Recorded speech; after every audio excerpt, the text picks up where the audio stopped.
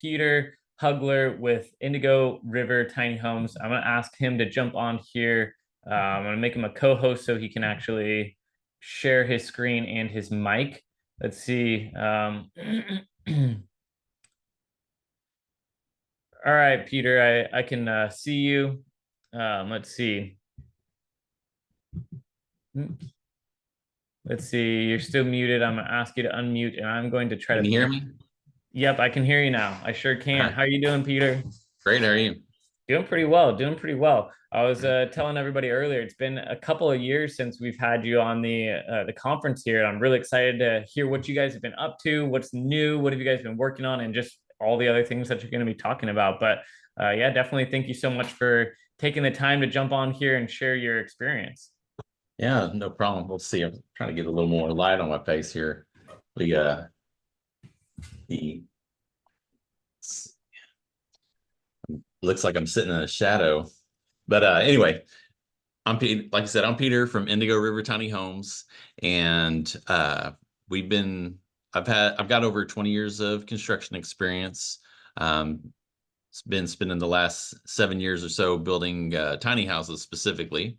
So we got quite a bit of experience building tiny houses. We built about 50 custom tiny homes um, thus far, and so we're a pretty small operation. A lot of people think we're a lot bigger than we are because we have a pretty big YouTube following, and people see our stuff around a lot. But really, it's just we've got a handful of guys out in the shop working, and we've got a draftsman, myself, and my wife running the business here. So we're a pretty small mom and pop shop, but yeah, we love it. Love building tiny houses and coming up with innovative designs and things. And so that's what um, we hope to be known for anyway. I love And it. so today wanted to talk about planning your DIY build, because one of the things that when we first started in the business, there was a lot of people DIYing their tiny houses, but there's not. But as we've gone on, there's been seems to be less and less of that, and I kind of like that was one of the things that I really liked about the tiny house industry was that a lot of people were able to do it themselves. They were building much smaller homes than what we typically build. And when we started, we were building much smaller homes than what we build. So I'd like to see more people get into building their own homes again, because I really think that is a really cool aspect of uh, of the tiny house movement. And like you were sharing the plans, and kind of going over the plans, that's an important part for the building project, especially if you're DIYing it.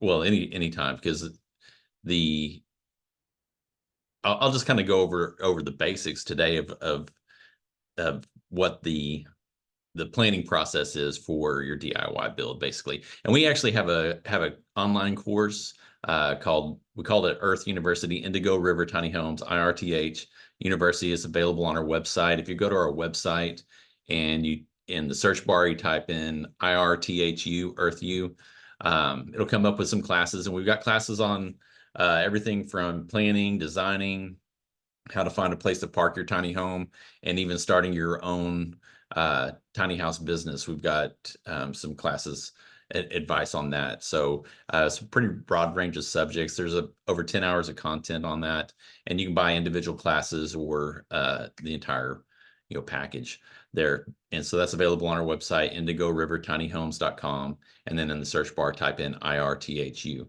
And so I'm just going to kind of go over some of the basics of the first, kind of highlight the first couple of courses in that. And so basically, whenever you're planning is probably the most important part of the build. And I know most of the people I talk to spend quite a lot of time planning, and so but a lot of people don't even know where to start with that. So basically, when you're starting to plan, when you know that you want to go tiny, and you want to do it yourself, the first thing you're going to want to, kind of nail down is what's the purpose for your tiny house. Most people want to do it for full-time living. Some people want to do it for an Airbnb, or for a vacation place. And so you want to kind of want to get a clear picture of the use of the space, because that'll determine a lot of how much you put into it, what all you put into the house. And then once you do that, then you can start moving into like figuring out a floor plan and figuring out what you want, how you want your house to be laid out. Um, and another thing that you want to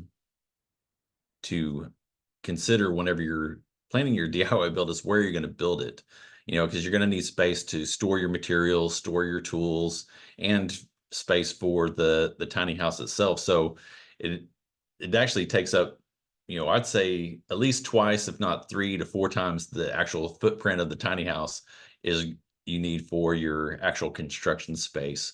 And some kind of secure storage for your materials. You want to keep those dry if you can. Um, at least tarped over, and then probably your tools locked up in some kind of storage container. And then also another thing to consider when you're thinking about where you're going to build is how long it's going to take you to build. So if you're having to rent a space, most people, it takes a lot longer to build it than they expect. I'm a professional builder, and our first tiny house, doing it part time, took us 6 months plus 2 full weeks. So 6 months working on it 1 day a week, a full day every week, and then I took a full week in the middle and a full week at the end to finish it. And it was a small one; it was a 20-footer. And so that and I have a lot of construction experience. So if you don't have that much experience, most of the people that I know that have DIY their house, probably on average is about 2 years to build their tiny house. Depending on the size, depending on how much time they devote to it, and how much construction experience they have. So you want to just kind of think about that, whenever you're planning your build. There are people that I know that have done it in just a couple of months. There's people that I know that are been working on their house for several years and are still working on it. So there's a pretty broad range, but I'd say probably on average it's about 2 years, just because life gets in the way too, when you're trying to whenever you're trying to build one of these, unless you can devote full time to it. I would extend out your plan for your build time. And then you also need to consider what tools you're going to need. You got your basic hand tools, hammer, screwdrivers, speed square, your drills, your impact drivers, your hand saws. But you probably also want to have a miter saw, a job site table saw for ripping down materials, and even a track saw, if for cutting more precise long pieces of sheet material, things like that. And then also, a side note, as part of that course that I mentioned before, we do send you a materials list. We also send you the budget spreadsheet that we use when we're planning our budget. So it lists all the materials, and you can enter the quantity that you're going to need and the price, and kind of get a budget together for whenever you're putting together your plan. But that list of it comes with a list of tools that you're going to need. Necessary tools and recommended tools for whenever you're building your DIY tiny house. And then another consideration, when you're thinking about all this, and the first question we always get asked is where you're going to park your tiny house when you're done building it. And a lot of places require certification, so you may want to consider the place where you park it. You're going to want to find out whether or not they're going to require certification like NOAA, or RBIA. You can't, as an individual, you can't get an RBIA certification, but you can get a NOAA certification. That's NOAH, National Organization of Alternative Housing. And they do video inspections of your home and can also give you advice on what you need to meet the specific building codes. So if you're building a tiny house on wheels, which, that's what we specialize in, and so all of that typically falls under the ANSI, ANSI, American National Safety Institute, A119.5 building code. And so that's a building code specific to park model tiny homes. But NOAA uses that. They call it ANSI Plus, and they use that as their base, and then they add some more stringent requirements for the NOAA certification. So, and they'll provide you with all that if you want to sign up to build a NOAA certified tiny house, which I highly recommend because it also helps with your resale value if later down the road you want to sell your tiny house. Um, and and so that's, so where you're going to park, are they going to require certification? And it is a good idea also to get NOAA certified, just so you know the building codes and make sure you're building everything to code. Because we do see a lot of DIY tiny houses that are not to code.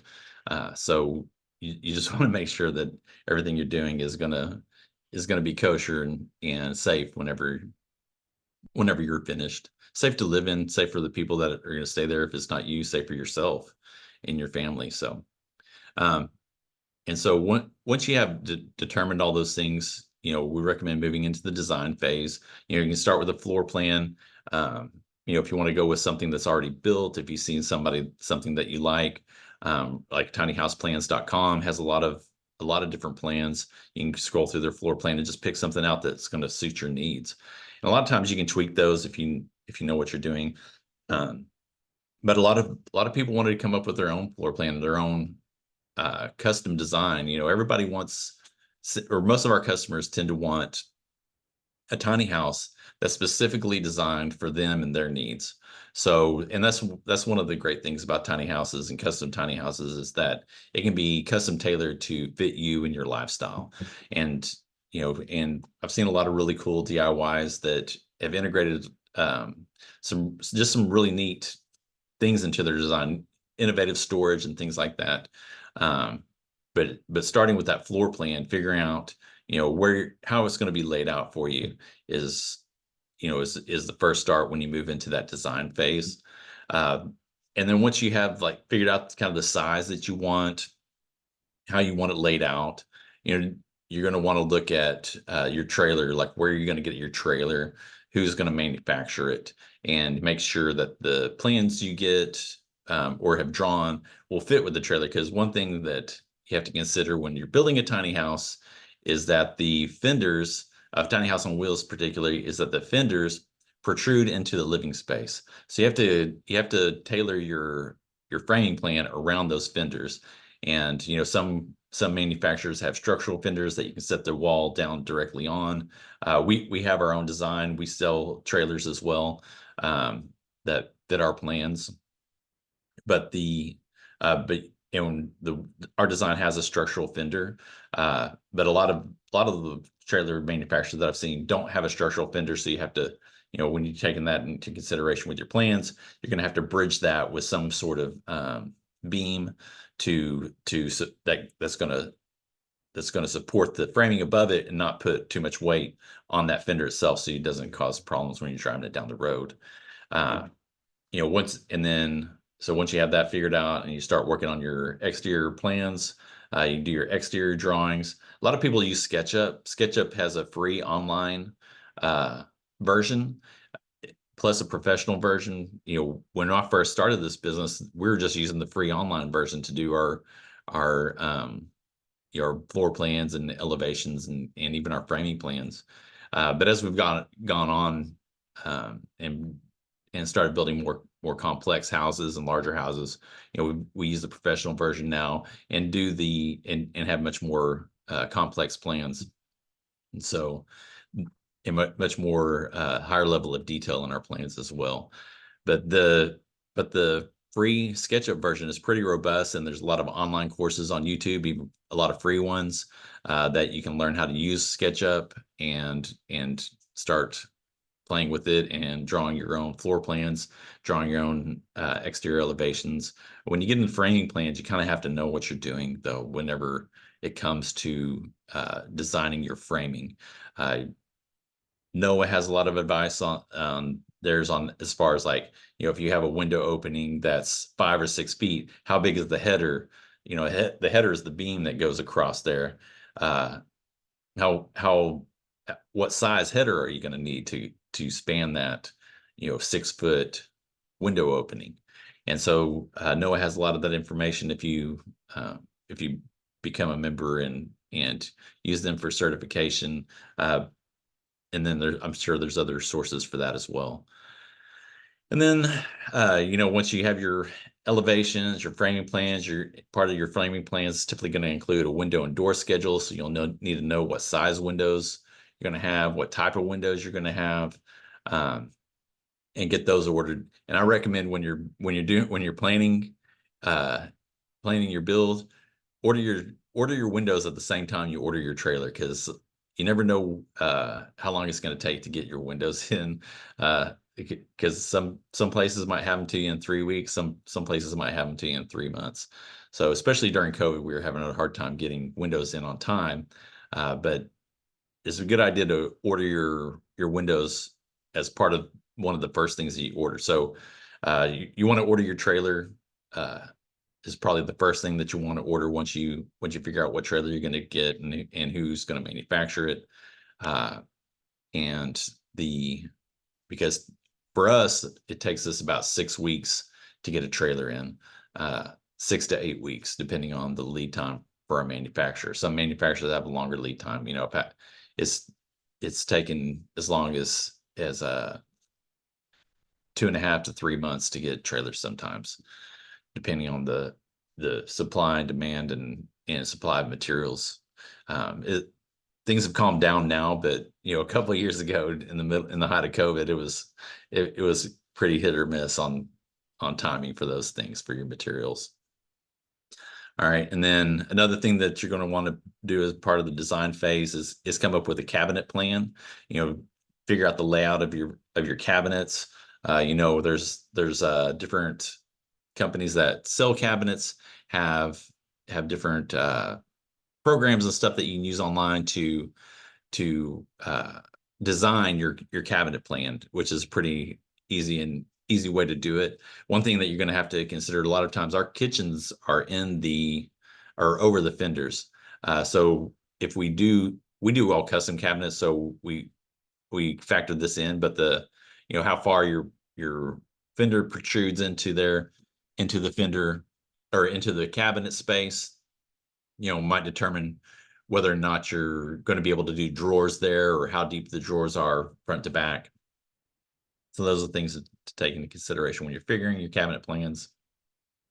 But most stock cabinets can be modified to fit over the fender. Just not cutting out the back and then installing some paneling to cover the part that we cut out to fit over the fender. And you're also going to want to do an electrical and plumbing diagram. Just very basic ones. Electrical is typically fairly simple in terms of that they don't usually show you exactly how to run the wires. They usually just show you where the lights are going to be located, where the outlets are going to be located, and then where the switches are going to be located, and just kind of draw a curved red line from the switch to the light. So you've got to have a wire going from that light to that switch location. And so those, that's especially in 2x4 framing, if you're going to do SIPs or something like that, you're going to need to plan out your wiring path in advance. But for 2x4 framing, typically, you're going to mark the location of your boxes and your lights, and then you're just going to drill holes and run wires from where your breaker box location is to your outlets, to your switches, and then from your switches to your lights. So it's not super complicated. You probably do want to have an electrician come and check that, or just hire an electrician to do it. That's what we've done for most of our builds is we have a electrician that we contract the electrical work through. But we've also have some guys that are trained in electrical work that do most of the work now.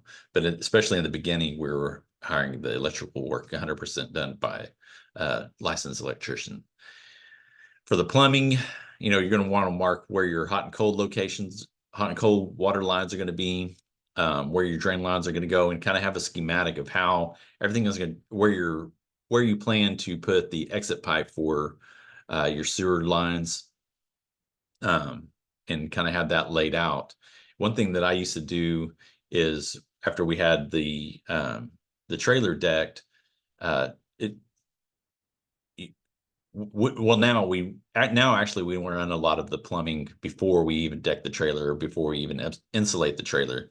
But what we used to do is mark all the is after the trailer's decked, mark all the locations with a marker on the subfloor, and then draw lines on the subfloor of how everything was going to run underneath. And then we go, and then I'd take all the fittings and everything and lay it out along those lines. So I'd kind of lay out the plumbing on the floor of the trailer, on the deck of the trailer, before we put everything together underneath. Then we just drill holes where the drain lines were going to go down, and drop a pipe down, and then take all the fittings and everything underneath. Take a picture of that and take everything under, so you don't forget how you had it laid out. Then take everything underneath and run pipes and glue it all together from underneath, and we can do it pretty efficiently that way. And then, so once you have, all your designs and your plans done, from that you can work on your material list. You can figure out how many 2x4s you're going to need, how many how many sheets of OSB you're going to need, siding, windows, everything. So we have a material spreadsheet that you get as part of with the course, or if you order plans from us, because we also sell plans on our website for the tiny houses that we've built. I will say they're not as detailed, they're not as DIY friendly as the plans you just saw from tinyhouseplans.com, but uh, we do recommend you have somebody with some building experience to use ours, because ours are made for, we make them in-house for our houses, for our guys that have experience, and can read the plans and build and know what everything means. So they're not, it's not broken down as well as what they have on the tiny house plans, but that's something that we're going to work towards in the future as well. And then, once you get your materials list, then you're going to want to plan what to order and when. So you got to know the order of construction. And if you don't want to, some people order everything at the beginning and then just store it. But if you don't want to have to store a lot of materials on site, you can use a just-in-time inventory system where you just order things that you need in time, in enough time before you need it. You got to know what the lead times on these things are as well. Like I said, windows can take a long time, trailers can take a long time, and certain material, bathtubs and shower surrounds and shower doors, certain materials like that can take a long time as well. And if you have a certain appliance, certain appliances, that are not a common off-the-shelf appliance, that are made more for RVs or apartment size, those can take a long time to get in. So you want to think about those and what kind of lead time you need whenever you're ordering your materials, and kind of create a spreadsheet on that as you go along. Say when I get about 4 weeks out, I'm going to want to go ahead and order my stove, or when I get about 6 weeks from needing them, I'm going to want to go ahead and order my cabinets, because depending on what your lead time is for your cabinets as well. That's another thing that can take a long time, depending on, we have we have a custom cabinet supplier, and they're at least 6 weeks out. So we gotta order the cabinets pretty early on, about the same time that we order the windows, so that we have them here in time to get painted and get installed, and keep the house on budget. So let's see. Are there any questions popped up? Let's see.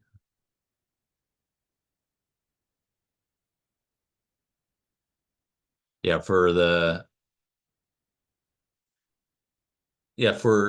a question about separating out the gray water from your black water. No, that's not very difficult. A lot of municipalities consider the kitchen sink to be black water. So if you personally, I don't, but just because food scraps and stuff go down in it and grease, I guess.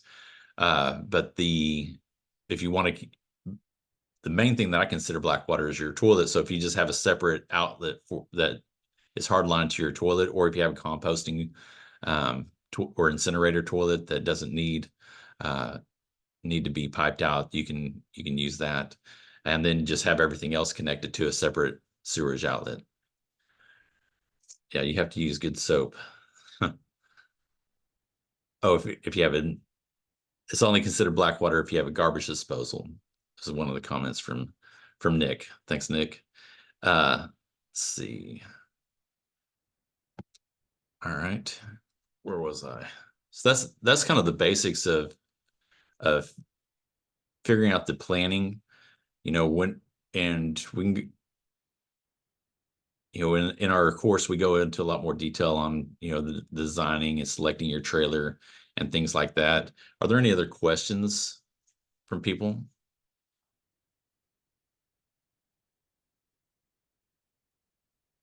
What from I want one for my sink for my worms. Okay. Yeah. How wide can you go with your tiny house? That's a great question. So for road legal size, 8.5 feet wide is the max. Uh, Now you can go with special permits. You can go as much as 16 feet wide, but that needs to be include everything, including the roof line and everything, uh, up to 16 feet wide. But you got to get special permits and special routes. And once you go over in Texas, and I think this might be nationwide, but in Texas for sure, if you go over 13 feet wide, you got to have lead follow vehicles and you got to have special routes, which the state gives you. The lead follow vehicles you have to hire a company to do.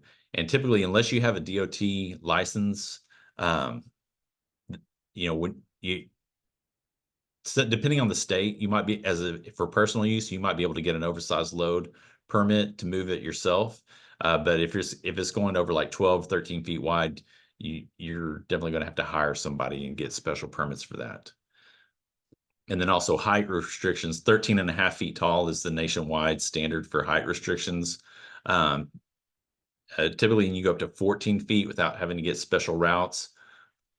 But if you go over 14 feet tall, you do have to get special routes and oftentimes lead follow vehicle. Each state has their own rules. 12 wide in California, Nick says. That's Nick from California Tiny Homes, right? Let's see.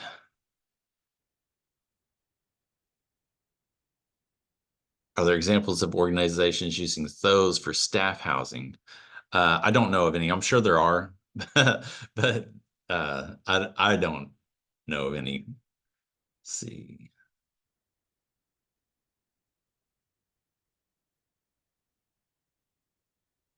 Financing. How do you approach financing to fund your build and starting your business? How do you secure your first investors? Uh, friends and family actually helped us start. We had some friends that we were working with as a general contractor, and I was their general contractor, and they were flipping houses, and so they hired me to do the work on their houses, and so they helped us start the tiny house business. And then when they got out, I actually had an angel investor. So one of our customers, by the grace of God, it was helped us buy out our partners that helped us start the business. And so friends and family is probably the best way. But if you have business experience and you can come with a business plan, you might be able to get SBA funding. SBA is a good way to start if you need bank funding for your to start your business. And then let's see.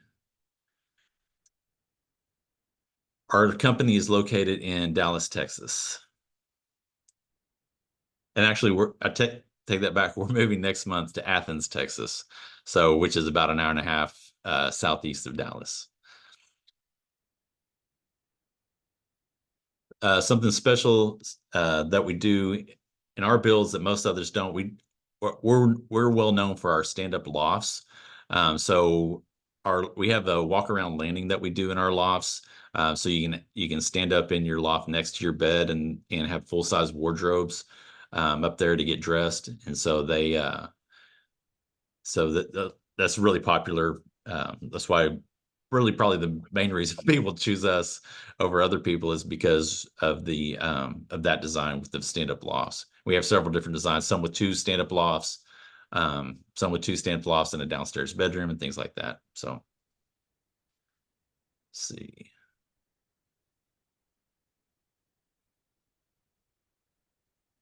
Much appreciate it. Thanks for sharing. Okay. Great. A lender in Texas. Do you guys keep inventory? Yes, we do keep inventory. That's from Annette.